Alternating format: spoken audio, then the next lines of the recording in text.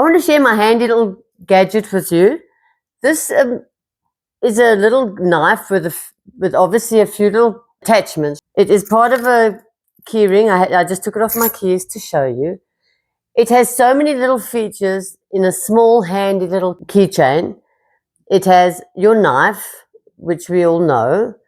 It has a nail file. This flat area, you can see the flat area, is a screwdriver. How often do you need something like that? I'm just going to close those. You have a little pair of scissors.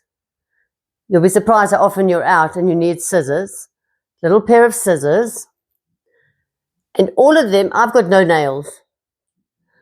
And you can open it easily because it's got these tiny little grooves in there where you can pull it out. So it makes it easy. Then it's got a little plastic toothpick. You know, often you're out and you need a toothpick, which you'll be surprised about that. And it's got tweezers. Imagine you get a little splinter. Perfect. This is all you'll need. Has 6 different functions in this small little gadget. So it's a handy thing to have on your keychain. One thing I must say, do not take it to the airport.